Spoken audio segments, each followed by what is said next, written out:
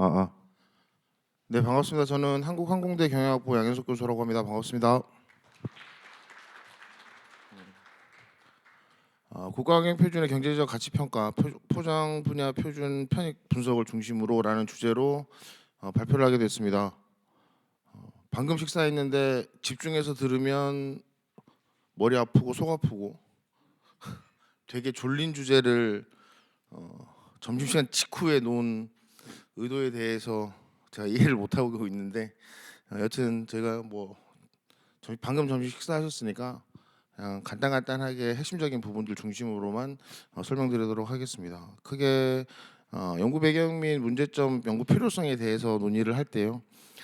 환경 표준 자체가 실제로 기술 혁신을 가져가는 과정과 그다음에 실제 현장에서 쓰여지는 과정에서 이러한 표준들을 개발하고 표준에 대해서 규제 맥락에서 펼쳐놨을 때 과연 어떤 경제적 효과가 있느냐에 대한 부분들을 좀 정리하는 방식으로 본 연구를 접근하게 되었습니다. 그래서 표준의 경제적 효과에 대해서는 현재 표준협회, 그다음에 기표원, 그다음에 TTA 등 표준 관련된 주요 기관들에서 경제적 효과 분석을 진행하고 있고 저희 연구진들은 TTA와 그다음에 공간정보 표준 등에 대한 표준의 경제적 효과를 분석한 경험이 있습니다.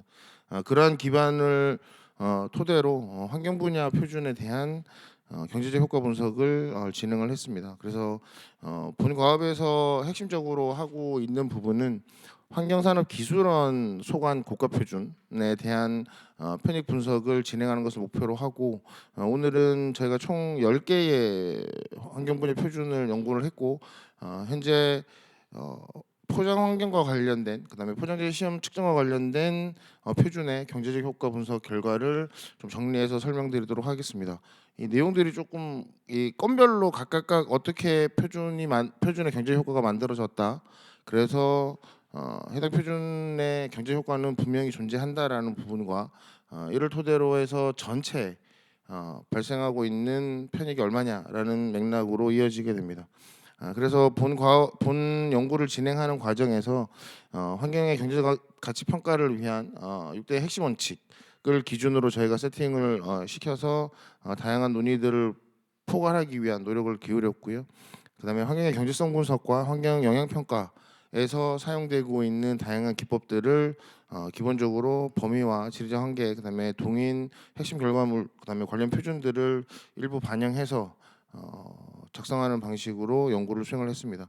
이쪽 부분들은 내용들을 좀 넘어가서 크게 표준이 어떤 경제적 효과가 있느냐라는 거에 대한 관심도가 높아지면서 다양한 논의가 나오는데 일단은 규제 비용의 저감, 그다음에 무역 정진, 그다음에 환경 표준의 특성상 환경 오염을 회피한다라는 관점에서의 편익, 그다음에 대체 비용 회피, 그다음에 관리 비용 절감, 그다음에 거래 비용 감소 등을 저희가 총 5개의 편익을 구성을 했습니다. 이게 앞에서 말씀드린 이 표준에 모두 다 해당하는 것이 아니라 각각의 표준의 특징을 반영해서 직접적으로 발생하는 효과에 대해서 분석하는 것이 본 연구의 목표였습니다. 그래서 하나씩 살펴보기 위해서 122종의 표준 중에 포장 분야와 연결되어 있는 편익 유형으로 설정을 하고 규제와 인증,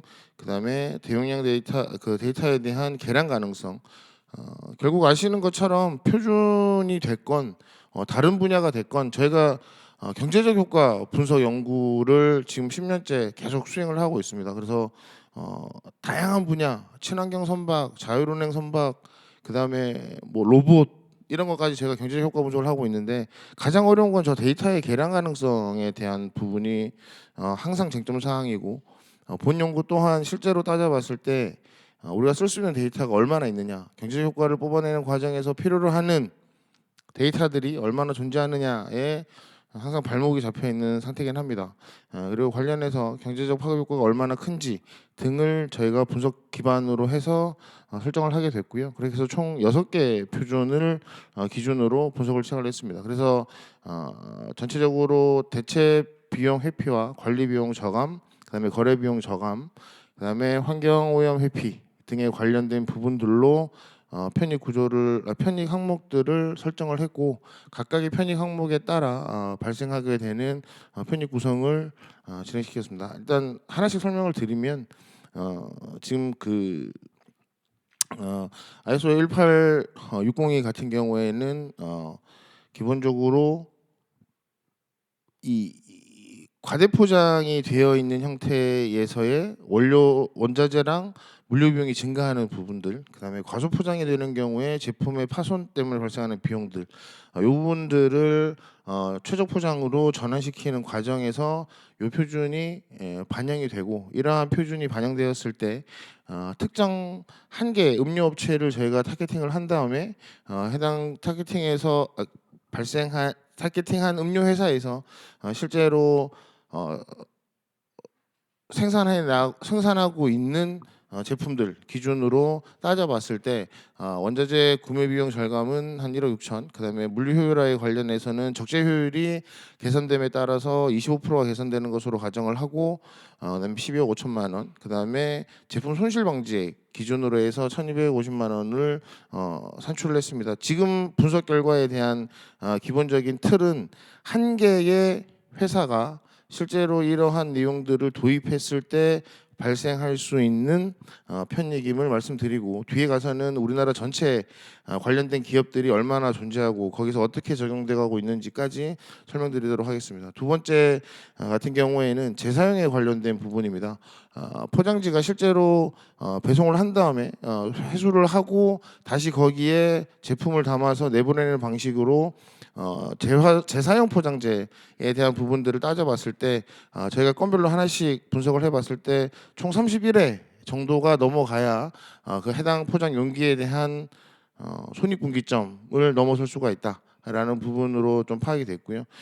그래서 31회가 넘어가기 시작을 하고 이게 100회 한 연간 12만 회 정도 제가 이제 배송 횟수 이런 것들을 그 다른데 데이터를 통해 가지고 뭐 샐러드나 아니면은 개별적인 포장에 담겨서 나가는 음식품들 제가 따져봤을 때 한 개 기업이 통상 한 12만 개 정도의 배송을 하고 있는 걸로 봐서 요거와 관련해 가지고 회당 절감 편익은 130원 수준의 규모지만 한 개 용기를 100회 정도 활용을 했을 때 총 9천 원 정도의 편익이 발생을 합니다. 그래서 기업 입장에서 따져봤을 때는 한 1,560만 원 정도 편익이 발생하는 것으로 계산이 되었고요. 다음 편익은 실제로 따져봤을 때 물질 재활용의 맥락에서 내용들을 정리를 한 겁니다. 음료 제조기업들이 실제로 사용되는 제품에 들어가야 되는 포장들, 그래서 저희가 핵심적으로 논의되는 부분은 개선 전과 개선 후에 대한 이야기를 좀 보시면 될 것 같은데요. 본 연구에서 제일 핵심적으로 따져야 될 부분은 실제로 금액이 얼마가 나왔냐라는 개념보다는 하단에 보이시는 개선 전과 개선 후에 되어 있는 부분들이 항상 쟁점입니다. 기존에는 일반 접착식 유색 라벨을 사용을 했다면 개선 후에서는 투명 라벨과 단일 재질로 진행을 했을 때 재활용의 우수 등급을 받고 그다음에 EPR 부담금이 감소하는 과정에서 가치가 창출된다라는 개념으로 접근을 했고요. 이 두 가지만 가지고도 연간 한 2억 원 이상, 2억 5천 원에 가까운 비용 절감 편익이 발생한다라는 것이 최종적인 결론입니다. 다음은 유기적 재활용에 관련된 부분입니다. 요거는 저희가 분석을 쭉 진행을 해봤을 때 기업들이 실질적으로 비싼 원자재를 사용을 하기 때문에 기업의 입장에서는 부담으로 반응할 수가 있다. 그래서 이 부분을 사용을 해서 폐기물 처리를 하는 과정에서 실제로 따져봤을 때에는 식품 제조 판매 기업들이 연간 한 2억 원 규모의 비용이 발생하는 형태, 편익보다는 비용이 더 크다라는 관점입니다. 그래서 잘 아시는 것처럼 환경 표준이 가지고 있는 기본적인 성격은 규제로서의 성격도 가지고 있기 때문에 기업 입장에서는 해당 규제를 준수하는 과정에서 발생하는 코스트도 분명히 존재한다라는 점, 이게 저희가 이제 두 번째로 뽑아낸 시사점이라고 보시면 될 것 같고요. 다음은 1303 표준에 대한 경제적 가치입니다.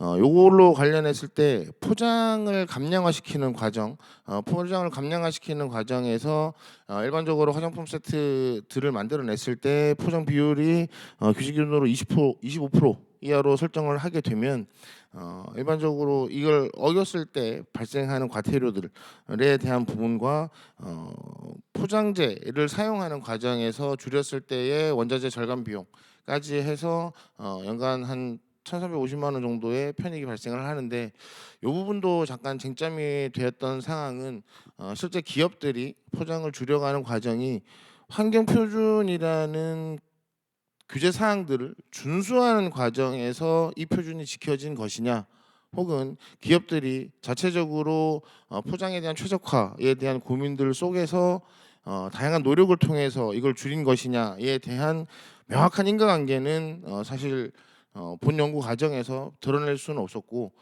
한 두세 개 기업들 인터뷰를 해보면 사실 표준을 준수한다는 맥락보다는 시키니까 그렇게 하고 있다라는 식의 답을 줘서 좀 아쉬움이 많이 남았던 내용입니다.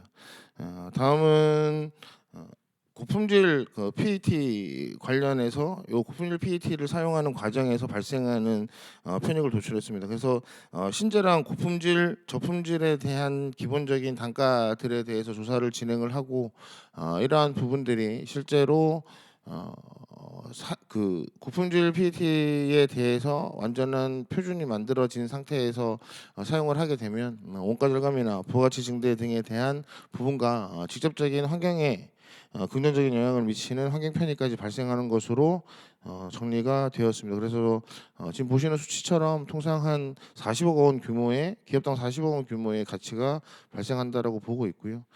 관련해서 따져 보면 포장 관련된 편익들 그 표준들이 실제로 얼마나 활용이 되고 있느냐에 대한 부분들은 과거 2003년, 2013년 정도의 표준들이 표준이 제정이 됐지만 이후에 계속 개정 과정을 거치고 확정되는 틀 내에서 최근에 중요도가 부각되었다라는 점이 특징적입니다.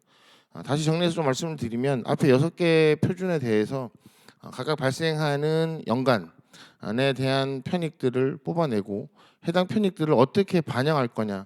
그래서 저희가 이제 표준 분야를 연구하는 과정에서 제일 까다롭고 어려운 부분이 기업 단위로 해당 표준을 적용시킬 건지 아니면은 생산되는 생산 총량에다가 해당 표준을 적용시켜서 수치를 뽑아낼 것인지가 핵심이었고요. 그래서 앞에서 말씀드린 것처럼 일종의 단가, 특정 기업에서 발생하는 편익을 전체적으로 뿌려졌을 때 과연 얼마만큼의 모수가 그에 해당하는지에 대해서 살펴보면 프레이크 시험 같은 경우에는 우리나라 국내에서 해당 내용을 적용시키는 기업이 한 6개 정도로 있는 걸로 확인이 됐고 비용 절감의 그 포장 시스템 최적화 같은 경우에는 국내에 426개의 비알코올 음료 기업이 있습니다. 여기서 연간 5,000톤 이상 사용하는 업체에 대해서 제가 조사했을 때 20 사용되는 업체가 한 100여 개가 조금 안 되는 수준이었기 때문에 해당 내용을 반영시켜서 결과를 뽑아냈고요. 그다음에 포장 및 배달 용기는 21년 기준으로 연간 21억 개. 당시는 코로나로 인해 가지고 포장 배달 용기의 생산 및 활용이 되게 많았었는데 지금은 따져봤을 때 한 유사한 수준입니다. 그 공급 자체가 줄진 않았다라고 답을 하고 있기 때문에 유사한 수준이고 이를 반영을 해서 실제로 21억 개 중에 한 1억 개 정도가 앞에서 말씀드린 것처럼 31회 정도 써야지만 편익이 발생하는 형태로 적용을 시켰을 때 적용 편익 기준으로 해서 연간 한 133억 원 규모의 그 편익이 반출된다고 보고 있고요. 그다음에 물질 재활용이랑 공간 비율 측정도 현재 화장품 제조 기업이 105개, 그다음에 화장품 용기 및 포장 기업이 10개 있습니다. 그러면 저 해당 표준이 적용되고 있는 게 포장 기업 용기 및 포장 기업이 현재 국내에 10개 기업이 사업자 기준으로 등록이 되어 있는 상태고, 해당 기업들의 다 그 관련된 편익을 활용을 했을 때, 그 표준을 활용을 했을 때 혹은 표준을 적용을 했을 때 발생하는 편익으로 산출을 한 최종 결과물입니다. 일단 저희가 앞에서도 잠깐 말씀드렸지만 실제로 본 연구를 진행하는 과정에서 가장 아쉬웠던 부분이 기업들이 표준을 실제로 활용하고 있느냐, 표준을 잘 준용하고 있느냐에 대한 부분들을 명확하게 도출할 수가 없다라는 부분이고, 그다음에 여기 그 시험 관련해서도 제품별로 해당 표준을 준수하고 있는지에 관련된 부분들도 충분히 좀 활용돼야 될 것 같다. DB가 구축돼야 될 것 같다라는 부분. 그다음에 끝으로 지금 기업이 실질적으로 표준을 활용하고 있는가 수용하고 있는가를 파악하는 통계가 좀 구축이 돼야 될 것 같습니다. IITP를 포함한 과기부에서 ICT 표준에 관련해서 연간 수백억을 투입하고 있는 가장 핵심적인 이유도 TTA에서 이야기하는 표준이 만들어졌을 때 해당 표준들이 제품들과 서비스를 제공하는 과정에서 이렇게 활용되고 있다라는 통계 조사를 2014년부터 실시를 해서 2년 단위로 실시하는 과정에서 상당히 많은 기업들이 해당 표준을 직접적으로 수용하고 있다라는 결론이 났기 때문에 표준을 잘 만들어야 된다. 그래서 표준에 관련된 예산이 충분히 투영돼야 된다라는 논리적 근거로 활용되고 있고, 제 개인적 생각으로는 환경 분야도 기술원에 다루고 있는 표준이 아니라 환경 관련된 전체 표준에 대해서 환경 관련 기업들, 환경 관련된 기업이 아니더라도 해당 표준을 반드시 적용받거나 활용해야 되는 기업들까지 조사하는 것이 필요할 거라고 판단이 들고요. 그다음에 요즘에 최근 들어서 유럽을 기반으로 해서 다양한 국가에서 환경 표준에 대한 부분들과 규제들을 계속 만들어가고 있는데, 해당 규제를 준수하기 위해서 우리는 표준이라는 걸 개발하고 해당 표준을 어떻게 적용시킬 것인가에 대한 고민이 있을 때 사전적으로 선제적으로 해당 규제들을 준수하기 위한 표준이 만들어지면 기업에게 비용으로 전가될 것인지 아니면은 사회적으로 편익으로 나타날 것인지에 대한 사전적 연구가 좀 필요하다라고 보고 있고요. 그래서 현재 표준협회 쪽에서는 표준을 제정하기 전 단계에 실질적으로 경제적 효과가 있는지, 유의미한 효과가 있는지, 그리고 이러한 표준들이 자칫 기업에게 피해로 갈 수 있는지 이런 것들을 사전적으로 검토하는 분석 프레임을 고민하고 개발을 준비하고 있습니다. 그 일도 제가 협회랑 같이 이제 준비하고 있는 상태고요. 그래서 결론적으로 말씀드리면 표준이 경제적 효과는 분명히 존재한다라는 점. 하지만 데이터의 일부 좀 부재로 인해서 누구나 봐도 합의하고 이해할 수 있는 실질적인 편익의 크기는 일부 데이터 활용에 따라서 그 정확도가 상당한 차이를 보인다라는 것이 연구자로서의 소회고요. 일단 여기까지 해서 발표 마치도록 하겠습니다. 감사합니다.